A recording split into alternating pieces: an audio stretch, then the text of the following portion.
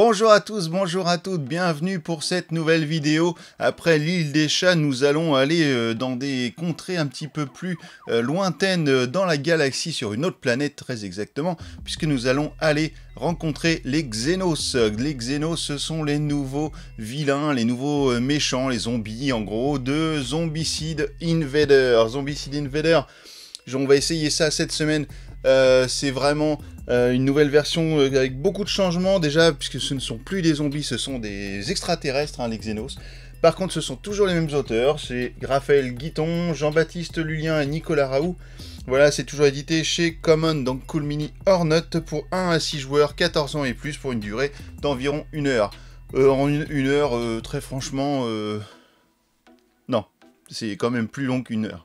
Voilà, donc Zombicide Invader, eh bien, tout de suite, vous allez voir le contenu de la boîte, et après, je vous explique les règles. Les règles, en 5 minutes, c'est quand même pas trop jouable, hein, donc il y en a pour un petit quart d'heure d'explication de règles, mais vous allez voir qu'après, si vous regardez cette vidéo, vous saurez jouer tout de suite à Zombicide Invader, voire même aux autres Zombicides, puisque c'est quasiment la même chose, à part 2-3 petites choses, 2-3 petites choses près. Voilà, et bah écoutez, à tout de suite pour Zombicide Invader avec Cool Mini Hornet. C'est parti.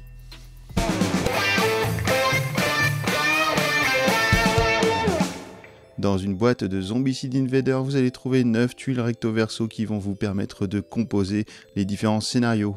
Des pions bruit, des pions objectifs, 6 dés rouges, des tuiles invasion et une tuile sortie, 2 pions activation de machine, un pion premier joueur et un pion camouflage, des portes recto verso avec un côté porte cassée, des fonges avec un côté actif et un côté inactif, des cartes d'invasion, des cartes d'équipement, 6 tablettes de joueurs avec les fiches de personnages, des figurines de joueurs, de machines et quelques Xenos avec notamment l'abomination. Et toute une tripotée de Xenos avec des tanks, des chasseurs, des ouvriers qui vont vous en faire baver. Et enfin, le livre de règles avec les missions. Mais alors, comment ça marche Zombicide Invader ?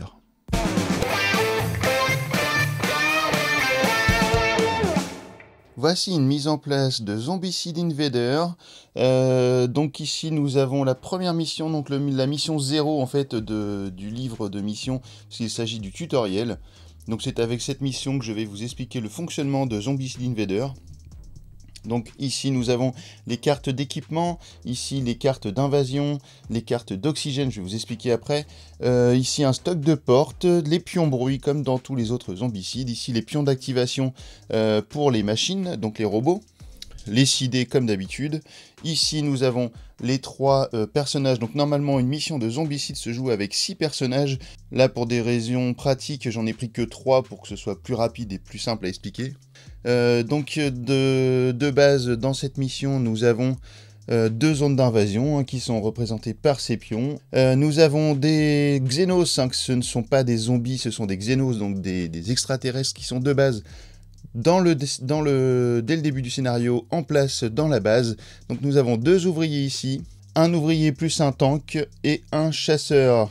Nous avons une mitrailleuse ici qui sera un bonus, en fait une espèce de pion que les joueurs pourront utiliser à condition qu'ils récupèrent cet objectif qui sera la télécommande permettant de l'utiliser.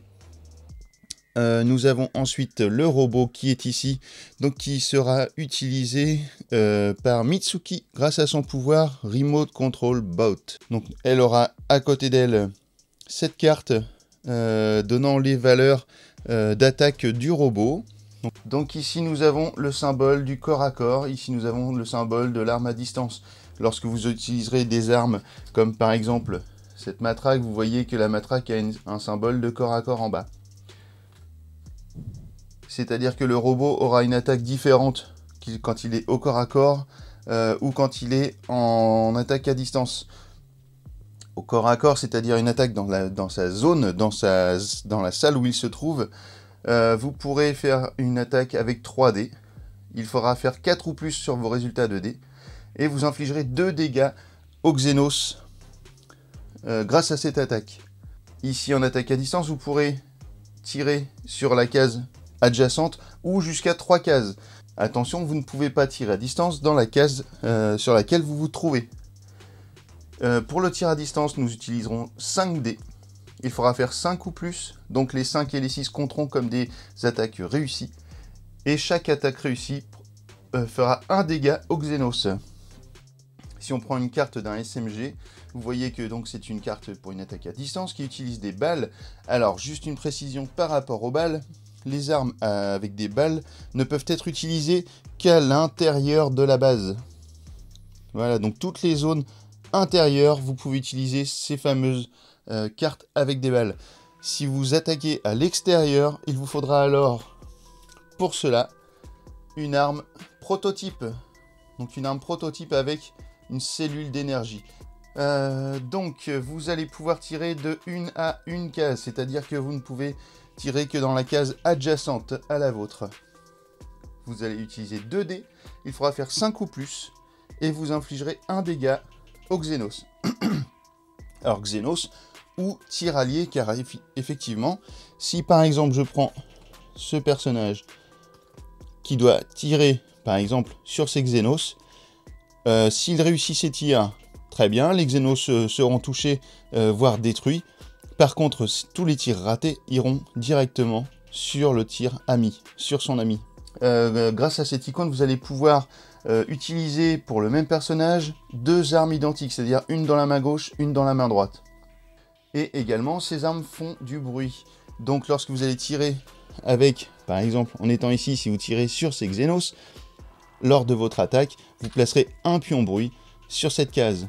Le but dans cette mission sera pour les joueurs d'aller récupérer cet objectif. Cet objectif correspondra à ces cartes.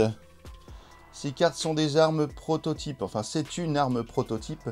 Une arme avec une cellule d'énergie. Donc quand vous allez récupérer l'objectif, vous allez gagner déjà 5 points de bonus ici. Et vous allez aussi récupérer cette arme prototype ainsi que la cellule d'énergie. Tous les joueurs devront arriver dans cette case, la case avec le panneau sortie. Et en fait, tous les personnages devront être... Alors, des personnages sauf les robots. Hein, les robots restent où ils veulent sur le terrain. Mais tous les personnages vivants devront être dans la même case, la case exit, sans Xenos. S'il y a un Xenos ici, ça va. S'il y a un Xenos ici, ça va plus. Nous avons ici des fonges. Les fonges sont des nouveaux éléments sur Zombicide Invader par rapport aux zombicides précédents. Donc une fonge a 2 faces. Une face non active, la face avec des petits points jaunes, et une face active. Sur la face, quand une fonge est sur une face active, elle va permettre lors de l'invasion d'avoir certaines cartes qui vont faire apparaître des Xenos sur ces fonges, sur toutes les fonges actives. Donc ça, attention à ça, et surtout, les fonges actives vont être un élément déclencheur de fin de partie. Car il y a 3 éléments déclencheurs de fin de partie dans Zombicide pour perdre une partie. Il y a déjà le fait que vous perdiez un survivant, donc si un de vos survivants meurt, la partie est perdue. Si l'objectif de la mission est détruit à un moment donné, par exemple recouvert par une fonge à cause d'une abomination, eh bien la partie sera arrêtée tout de suite. La troisième possibilité de perdre la partie est qu'en fait une zone d'invasion soit reliée à une autre zone d'invasion par des fonges. Imaginons que vous ayez une abomination qui arrive par exemple sur cette zone d'invasion et qui se déplace à l'intérieur de la base. Si à un moment donné l'abomination en créant, puisque effectivement l'abomination à chaque fois qu'elle se déplace crée une fonge sur la case où elle arrive.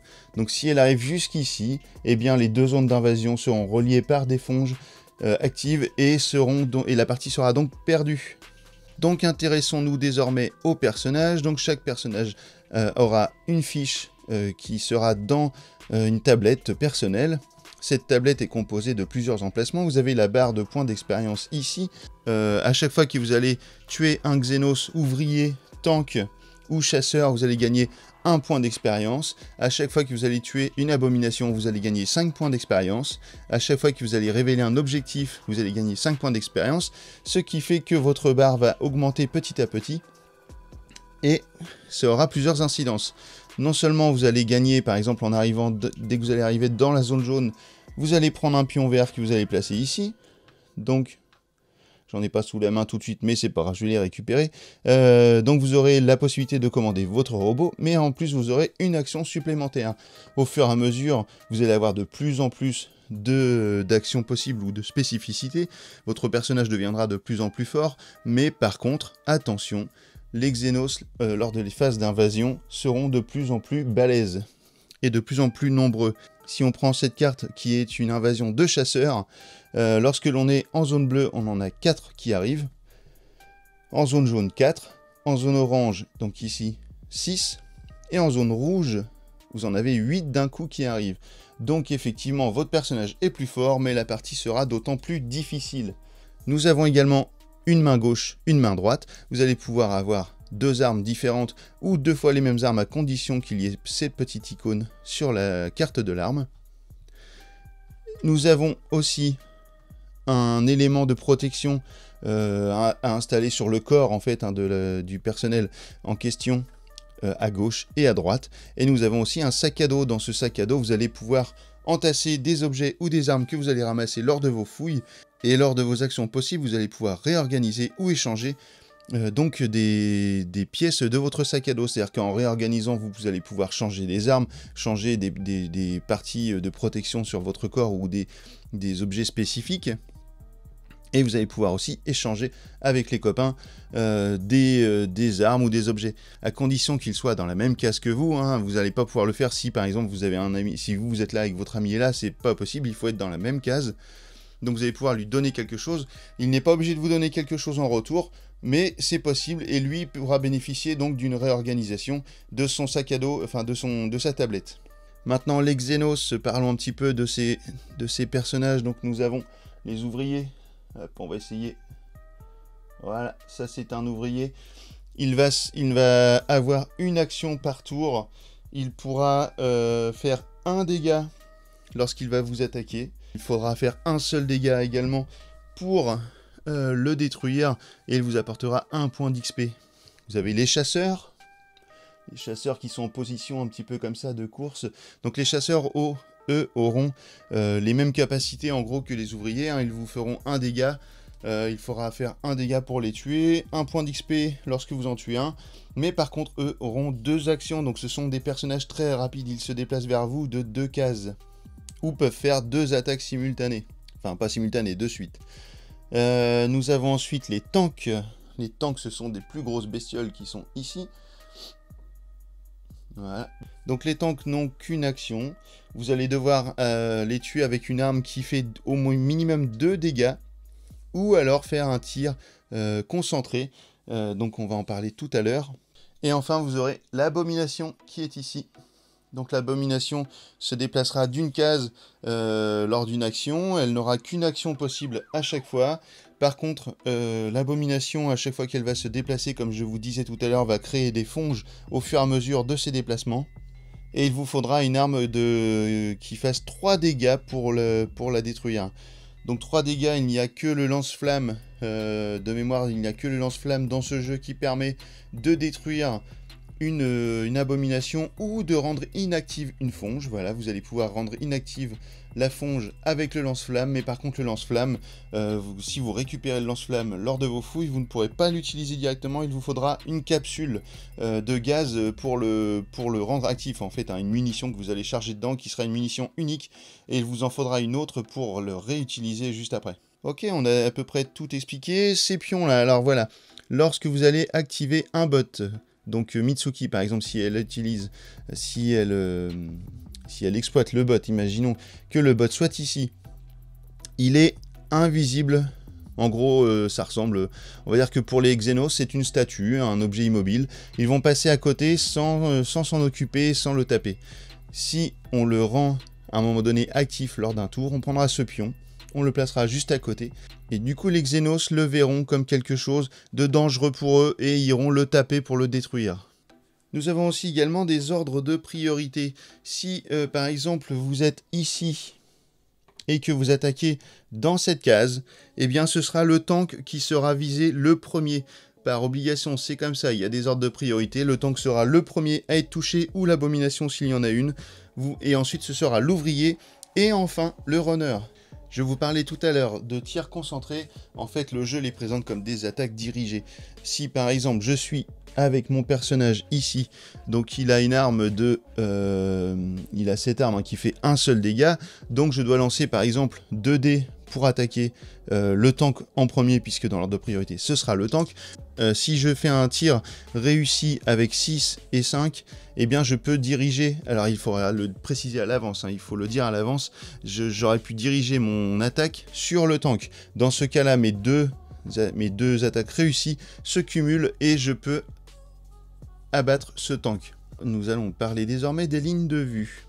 Lorsque vous êtes à l'extérieur, vous allez avoir la vue sur un nombre de cases ouvertes. Par exemple, si je suis ici, j'aurai la vue, je pourrais tirer puisque j'aurai la ligne de vue qui est comme un couloir finalement jusqu'ici. Si je suis ici, je peux avoir la ligne de vue sur toute cette ligne, et si je suis ici, sur toute cette ligne.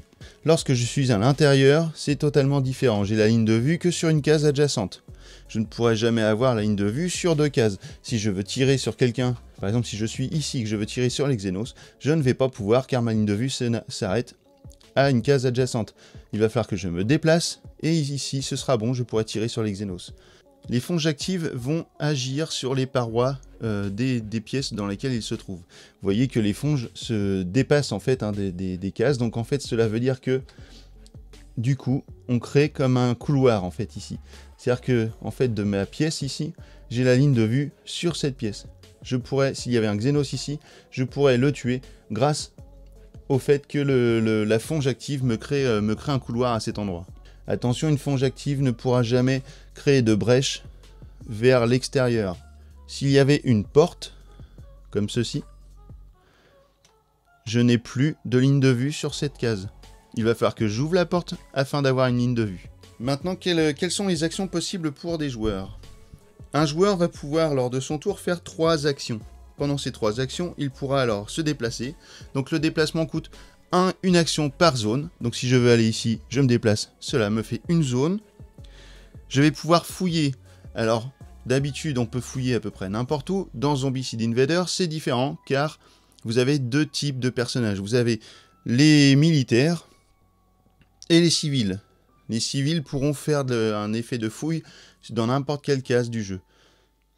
Alors, n'importe quelle case, à condition que ce soit à l'intérieur du bâtiment spatial. Hein. Par contre, les militaires, eux, ne pourront fouiller que les zones de sécurité, donc les zones rouges. Imaginons que ce personnage fasse une action, sa première action de se déplacer, une deuxième action de fouiller, ce qui est possible puisqu'il est dans une zone de sécurité. Il prend alors la première carte du paquet d'équipement, et là, il arrive à prendre une carte Heavy Shotgun. Étant donné qu'il gagne l'arme, il peut s'en équiper directement. Et il pourrait, s'il le veut, faire une action de tir, puisque c'est une autre action possible des joueurs, une action de tir sur les 2 Xenos. Il pourra alors utiliser directement la nouvelle arme qu'il a gagnée. Attention, l'action de fouille ne peut se faire qu'une seule fois par tour. Une autre action possible sera de mettre une porte, dont on pourra activer une porte, c'est-à-dire qu'on pourra fermer une porte ou en ouvrir une. Imaginons toujours ce personnage, le militaire, qui vient de fouiller, voit les Xenos et ne souhaite pas les attaquer pour le moment afin de ne pas créer de bruit, pour ne pas attirer les autres Xenos. Il pourra alors fermer la porte. Ce sera une de ses actions possibles, il peut fermer une porte. Les Xenos ne pourront pas avancer, ne pourront pas attaquer, et en fait, ils n'utiliseront leur action que pour détruire cette porte. Lorsqu'elle sera détruite, vous la retournerez, cette porte ne sera plus utilisable. Vous avez également la possibilité de faire de l'échange ou de réorganiser votre carte avec votre plateau avec vos équipements, mais ça je vais vous l'expliquer tout à l'heure. Vous avez les actions de combat, donc une action de combat au corps à corps ou à distance, comme je viens de vous le faire voir. Vous pouvez prendre un objectif, donc quand vous êtes sur la case, vous pouvez prendre l'objectif, cela vous rapporte 5 points, et vous prenez directement, vous gagnez directement les équipements ou ce qui est associé à cet objectif lors de cette mission. Vous pouvez faire du bruit, donc intentionnellement, vous pouvez par exemple, si vous êtes ici, taper contre un mur, ce sera une action, et vous pourrez alors ajouter un pion bruit pour attirer des Xenos à un endroit. Vous pouvez aussi ne rien faire, et oui, vous pouvez, si les actions possibles ne vous avantagent pas sur ce tour, vous pouvez ne rien faire et attendre l'évolution de déplacement des Xenos. Si vous en avez la capacité, vous allez aussi pouvoir faire une action de machine, donc soit déplacer le robot, ou le faire attaquer, ou faire attaquer avec la tourelle. Voilà, toutes ces actions terminées, ce sera la phase ensuite des Xenos. Donc les Xenos se déplaceront toujours vers le bruit à vue, le maximum de bruit à vue. Donc s'ils ont des personnages à vue avec, allez, prenons un exemple. Si vous êtes par exemple dans ce cas de figure, les Xenos se déplacent ici lors d'une prochaine action de Xenos, eh bien ils se déplaceront vers cette case car il y a plus de bruit étant donné qu'il y a deux personnages. Deux personnages égale plus de bruit, donc les Xenos, par rapport à cette case où il n'y a qu'un seul personnage actif, eh bien ils iront attaquer les deux personnages qui sont dans leur ligne de vue. S'il n'y a pas de ligne de vue, ils se déplaceront au maximum de bruit. Ici, par exemple, le maximum de bruit à portée d'eux sera cette case, puisqu'il y a un personnage qui génère un bruit. Pour ces Xenos, ce sera plutôt cette case, puisque vous avez un pion bruit plus deux personnages, donc vous avez 3 bruits. Après la phase des Xenos, vous aurez la phase de l'invasion. Donc la zone d'invasion, vous allez tirer la première carte, et là sur cette carte, par exemple pour cette zone, vous allez placer 2 walkers. Hop, 1 et 2, ce sont les ouvriers. Et nous allons tirer une nouvelle carte pour cette zone. Et là, ce sera 4 chasseurs. Donc vous prendrez 4 chasseurs dans la boîte, vous les placerez sur cette zone, et vous allez pouvoir recommencer un nouveau tour. Vous avez ici le pion premier joueur, donc en fait, sur le tour numéro 1, Mitsuki a joué en premier, Magnus a joué en deuxième, et Cole a joué en troisième. Donc sur le deuxième tour, le pion premier joueur arrivera à Magnus, ce sera lui en premier, ensuite Cole et ensuite Mitsuki. Petite précision qui a son importance dans ce jeu, vous allez avoir des zones oxygène, des salles d'oxygène. Dans ces zones, vous allez pouvoir récupérer des cartouches d'oxygène. Hop, elles sont ici. Sans ces cartouches, vous ne pourrez pas sortir du complexe. Vous serez obligé d'avoir ces cartouches pour sortir à l'extérieur. Si vous n'avez pas ces cartouches sur vous, si elles ne sont pas équipées sur, vous voyez, sur une partie du corps, sur un des deux emplacements ici, si vous ne les avez pas, vous ne pouvez pas sortir, sinon vous mourrez instantanément. Et bien voilà, j'espère que ces explications ont été suffisamment claires et que cela vous a donné envie de jouer à Zombicide Invader. En tout cas, on se retrouve dans un instant pour les avis de ce super jeu, vraiment cool. A tout de suite.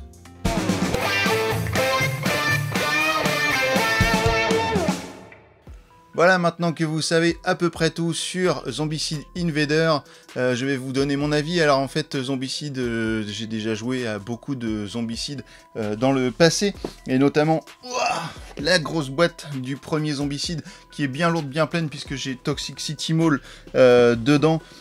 Voilà, donc j'ai pu aussi jouer à Black Plague. Voilà, j'allais oublier Black Plague grâce à mon poteau Maxime, qui m'a fait découvrir ça, en plus qui m'a fait rencontrer de super joueurs, de très belles personnes. Donc un petit coucou, j'en profite, hein, un petit coucou à Vincent, Jay, Cora et donc Maxime. Et un grand coucou aussi à Batou, le cousin, qui m'a fait découvrir le Zombicide. Bon voilà, une fois que les coucous sont faits, donc l'avis sur Zombicide Invader. Eh bien Zombicide Invader, je trouve que c'est vraiment une très très bonne version de Zombicide. J'étais pas trop sûr au début quand je l'ai essayé, et en fait en y jouant finalement, et bah non, si, c'est vraiment très bien. Déjà, une chose qui est vraiment très cool, c'est les attaques dirigées. Puisqu'en fait, dans les autres versions de Zombicide, vous ne pouvez pas faire ce genre d'action. Pour tuer une abomination, il vous faut l'arme qui va bien pour tuer l'abomination. Dans Zombicide Invader, voilà, vous pouvez faire le choix de soit ne pas faire une attaque dirigée, donc vous attaquez tout un groupe, et puis voilà, les différentes attaques toucheront les différents Xenos, ou faire cette fameuse attaque dirigée qui va vous permettre quand même de vous débarrasser assez facilement d'une abomination ou d'un tank. Alors certains pourront dire ouais mais c'est trop facile et tout. Non, c'est pas trop facile parce que il faut quand même avoir une putain de bonne arme pour avoir beaucoup de dés à lancer, parce que ça reste quand même des lancers de dés avec tout le hasard que ça comprend. Donc des lancers de dés voilà, il faut essayer d'avoir une arme qui permet d'avoir genre 4 et plus quoi, pour avoir au moins 50% de chance au niveau des dés. Et puis surtout, il y a beaucoup de cartes dans les cartes d'invasion, il y a beaucoup de cartes de abomination, donc en fait elles reviennent assez souvent Et ça, et bien voilà, il va falloir... C'est pour ça que l'attaque dirigée, quand même, c'est bien cool. Donc ça relève quand même pas mal la difficulté du jeu. Il est globalement assez difficile, hein, puisqu'on se retrouve souvent dans des zones coincées avec cette chose là, cette cartouche d'oxygène, voilà, qu'il nous faut absolument pour sortir. C'est qui n'est pas forcément évident à récupérer, surtout si l'abomination met des fonges un peu partout et qu'on la salle est inutilisable. Donc c'est un jeu vraiment cool. Je souhaite vraiment essayer prochainement la version Darkside qui a priori est vraiment super. Donc en fait elle intègre un mode de nuit sur la planète. Donc dès que l'on sort de la base spatiale, a priori, hein, moi j'ai pas joué donc je vous donne une info comme ça, en fait on se retrouve dans le noir et voilà, donc je sais pas du tout comment ça joue, mais ça a l'air vraiment super cool et ça je veux essayer absolument. Donc Darkside d'ailleurs, cool mineur note, si vous en avez une petite boîte qui traîne, hein, je veux bien essayer Darkside, c'est cool, ça me fera bien plaisir. Et bah voilà, écoutez, c'est tout ce que j'ai à peu près à vous dire sur Zombicide Invader, à part que bah ça vaut le coup. C'est dans les mêmes prix que les autres boîtes, hein, et puis au niveau du matériel, bah voilà, il y a tout ce qu'il faut dedans. Alors peut-être juste un regret, c'est que dans la boîte de base, il n'y a qu'une abomination. Moi j'ai une version en anglais, c'est un pledge avec les stretch goals qui vont avec la boîte de base. Du coup il y a quand même beaucoup plus d'abominations. Alors je vous ai pas montré ça dans la vidéo parce que voilà, autant parler de la boîte que l'on trouve maintenant, puisque les stretch goals, hein, voilà, c'était que pour le Kickstarter. Donc, Zombicide Invader, eh bien écoutez, allez-y, si ça vous dit. En tout cas, moi, j'y vais, et puis j'y retourne parce que ça me plaît bien. Et voilà, et maintenant que vous savez tout là-dessus, et ben alors, Zombicide Invader, tu joues ou quoi ?